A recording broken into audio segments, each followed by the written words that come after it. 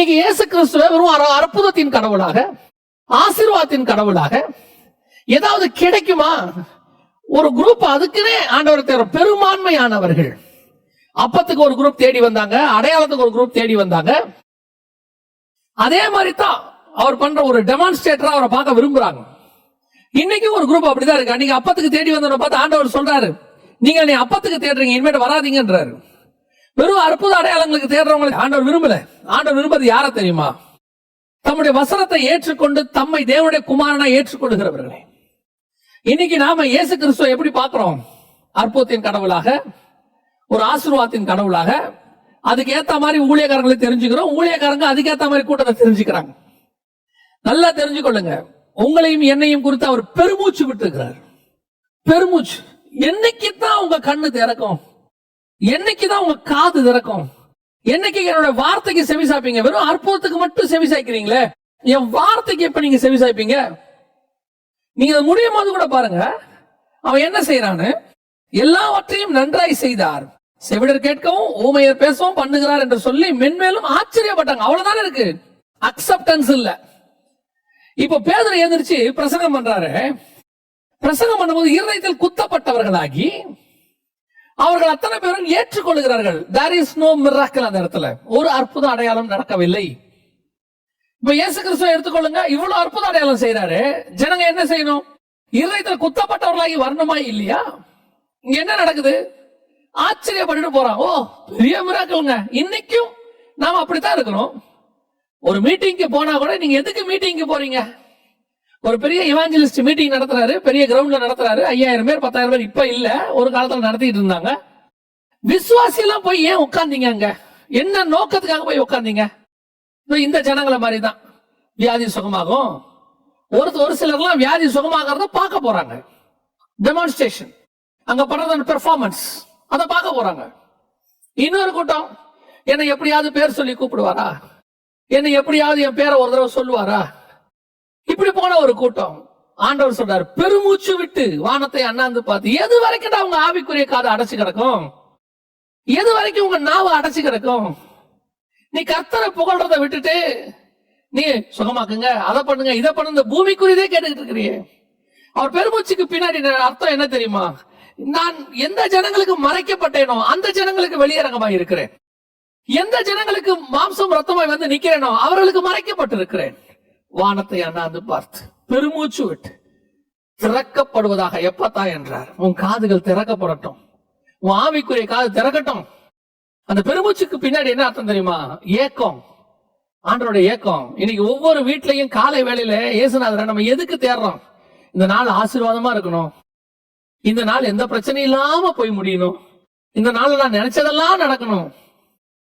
இதுதான் நம்ம பிரேயர். இப்ப இயேசுநாதர் பெருமூச்சு விடுவாரு. எப்பத்தான் பாரு, உன் காது திறக்கட்டும், உன் நாவு திறக்கட்டும். ஏன்? இந்த நாள் முழுவதும் நான் உங்களோட கூட நடக்கணும் ஆண்டவரே. இந்த நாள் முழுவதும் உங்களுடைய சத்தத்தை நான் கேட்கணும் ஆண்டவரே. இந்த நாள் முழுவதும் உங்களுடைய வார்த்தையை நான் பேசணும் ஆண்டவரே. இந்த நாள்ல எனக்கு ஒரு ஆத்மா கிடைக்கணும் ஆண்டவரே. இன்னைக்கு என்னைக்காவது அப்படி ஜோம் பண்ணிருக்கிறோமா? காலையில, இன்னைக்கு காலையில கூட நம்ம எப்படி வந்து உட்கார்ந்து இருக்கிறோம்? எதுக்கு உட்கார்ந்து இருக்கிறோம் சொல்லுங்க? அவர் ஒரு அற்புதம் செய்யறவரா, அதிசயம் செய்யறவரா, பெர்ஃபார்ம் பண்றவரா, ஆசீர்வதிக்கிற கடவுளா? இப்படித்தானே பாக்குறோம். நான் உங்களுக்கு சொல்லுகிறேன், இந்த இயேசுநாதர் வெறும் பணம் கொடுக்கிற கடவுள் அல்ல. இந்த இயேசுநாதர் வெறும் உங்க வாழ்க்கையை சுபிட்சமாக்குற கடவுள் மட்டுமல்ல. அவர் தேவனுடைய குமாரன். அவர் வந்து உன்னோடு கூட பேச விரும்புகிறார், உன் கூட நடக்க விரும்புகிறார், வேதத்தில் உள்ள மகத்துவங்களை உன்னோடு கூட பேச விரும்புகிறார். இந்த நாள் இன்னைக்கு மட்டும் இல்ல, 365 நாளும் கர்த்தர் உன்னோடு கூட நடக்க விரும்புகிறார். ஒவ்வொரு விஷயத்திலும் அவருடைய சித்தத்தை உன் வாழ்க்கையில செய்யணும்னு விரும்புறார். நீ அவரை வெறும் பெர்ஃபார்மன்ஸோட கூட பாத்துக்கிட்டு இருக்கிறீ. இந்த வாரம் ஆண்டவர் எனக்கு நல்ல வார்த்தையை கொடுத்தாரு, சர்ச்சைக்கு போனேன், நல்லா பேசினாரு, அப்புறம் அவ்வளவுதான். அந்த வார்த்தையின்படி அந்த வாரம் முழுவதும் நான் நடக்கணும் ஆண்டவரே, எனக்கு கூட இருந்து சொல்லி கொடுங்கப்பா. சிம்சோனுக்கும் தாவீதுக்கும் என்ன பிரச்சனை தெரியுங்களா? சிம்சோனுடைய பாவத்துக்கும் தாவீதுடைய பாவத்துக்கும், சிம்சோன் மேல ஆவியானவர் வர்றது தெரியும், போறது தெரியாது. ஒவ்வொரு முறை ஆவியானவர் வரும்போதும் அவனுக்கு தெரியும், அவன் அப்படியே எழுந்திருச்சு பெலிஸ்தர்களை முறிய அடிப்பான். ஆனா அடுத்த தடவை அதே மாதிரி ஆவியானவர் இறங்கினார். நடுவில் எப்ப போனார்? அது எப்ப போனார்னு அவனுக்கு தெரியவே தெரியாது. அதான் சிம்சனுடைய பிரச்சனை. ஆவியானவர் இறங்குறது தெரியுது, போறது தெரியல. ஆனா போறத பத்தி அவன் கவலையும் படல. திருப்பி தேவையான போது இறங்குனா போதும். ஆனா தாவீது அப்படி இல்ல. உம்முடைய பரிசுத்த ஆவியை என்னை விட்டும், உங்களுடைய உற்சாகத்தின் ஆவி. அவனுக்கு ஆவி வந்ததை விட அது போயிடக்கூடாதுன்னு தான் அவன் ரொம்ப கேர்ஃபுல்லாக இருக்கிறான்.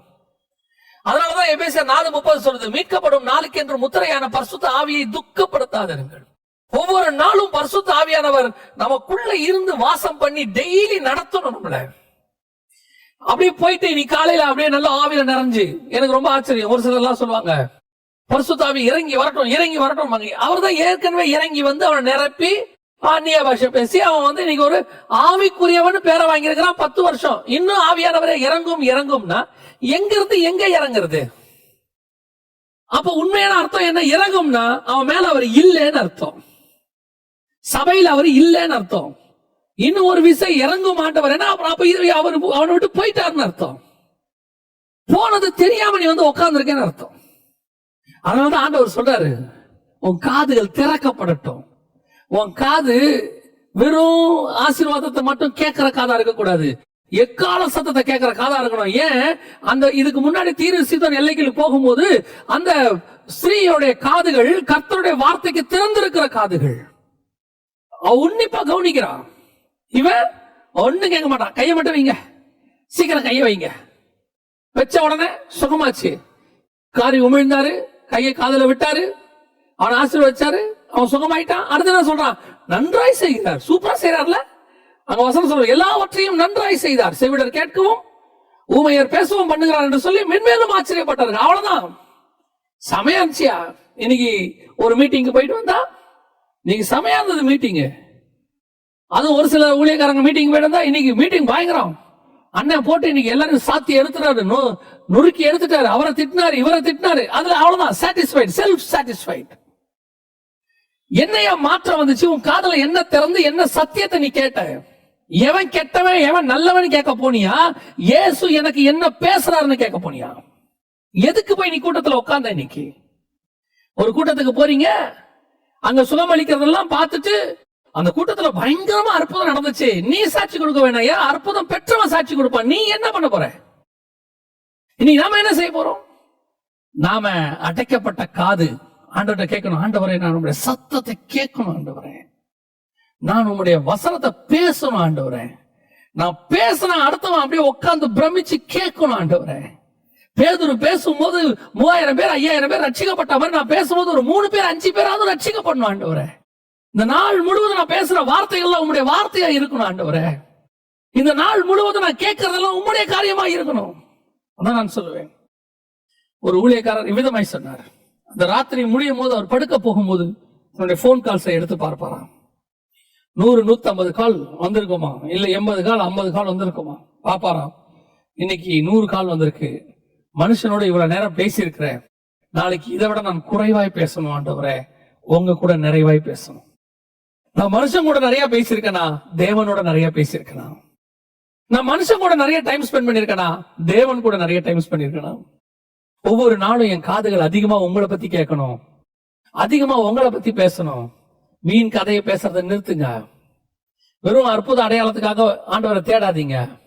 ஏதாவது பிளஸ்ஸிங்னா உடனே ஓடி போய் நிக்கிறது. சில ஜனங்க பாத்தீங்கன்னு சொன்னா ரேஷன் கடையில எந்த பொருளும் வாங்க மாட்டாங்க, அவங்களுக்கு அது தேவைப்படாது. ஆனா அரசாங்கம் திடீர்னு ஏதாவது ஒரு அனௌன்ஸ்மெண்ட் கொடுக்கும், 2000 ரூபாய் கொடுக்குறோம், 4000 ரூபாய் கொடுக்குறோம், இல்லைன்னா வந்து உங்களுக்கு பொருட்கள் கொடுக்குறோம், டிவி அப்படின்னு உடனே வரிசையில போய் முண்டி அடிச்சுட்டு நிக்கிறது.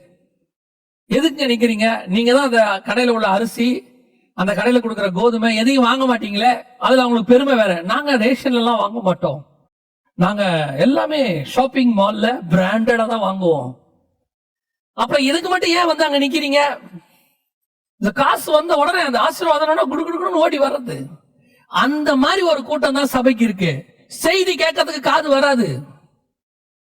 இன்னைக்கு ஒரு கூட்டம் இருக்கு, செய்தி கேட்கறதுக்கு காது திறக்காது, யாருக்காவது சுவிசேஷம் சொல்றதுக்கு நாக்கு திறக்காது. ஆண்டவர் பெருமூச்சு விடுறாரு, எப்பத்தா இது காதை திறங்கப்பா, இதோட நாவு திறக்கட்டும். ஆனா 4000 ரூபாய் 2000 ரூபாய் கொடுக்கறாங்கன்னா எப்படி ஓடி போய் ரேஷன் கடையில் நிக்கிறாங்களோ அந்த மாதிரி ஆசீர்வாதம் சொன்னா உடனே, தீர்க்க தரிசனம் உடனே, அவர் அப்படியே முகத்தை பார்த்த உடனே புட்டு புட்டு வைக்கிறாரு உடனே, எதிர்காலத்தெல்லாம் துல்லியமா சொல்றாரு உடனே ஓடி வந்து நிக்கிறது. உங்களை மாதிரி ஆட்களை, என்ன மாதிரி அந்த மாதிரி ஆட்களை பார்த்துதான் கர்த்தர் எப்பதாங்கிறாரு. பெருமூச்சு விட்டு. பெருமூச்சுக்கு பின்னாடி என்ன அர்த்தம்? உன் ஆவிக்குரிய காது திறக்கட்டும், உன் ஆவிக்குரிய நாவு திறக்கணும். இன்னைக்கு நம்ம அப்படி ஒரு ஜெபத்தை பண்ண போறோம். ஆண்டவரே, என் கண்கள் இந்த பூமிக்குரியதை அல்ல ஆண்டவரே, மேலானவைகளை பார்க்க வேண்டும். என் காதுகள் மனுஷனுடைய சத்தத்தையும் இந்த பூமிக்குரிய சத்தங்களையும் கேட்டு கேட்டது போதும். என் காதுகள் உம்முடைய சத்தத்தை கேட்க வேண்டும். என் நாவு இந்த பூமிக்குரியதையும் மனுஷனோட உட்கார்ந்து பரியாசத்தையும் அரட்டை அடிக்கிறதையும் செஞ்சது போதும். என் நாவு உம்மளை பத்தி பேசணும். அதனாலதான் இயேசு சொல்றாரு, பெருமூச்சு விட்டு சொல்றாரு, எப்பதான் உன் காது திறக்கும்? புறஜாதியாருக்கு திறக்குதே, என் சொந்த ஜனத்துக்கு திறக்கலையேங்கிறாரு. இன்னைக்கு உலகத்தாருக்கு இருக்கிற ஞானம், அறிவு கூட திருச்சபைக்கு இல்லையேன்னு ஆண்டவர் பெருமூச்சு விடுறாரு. நம்ம ஜெபம் பண்ணுவோமா?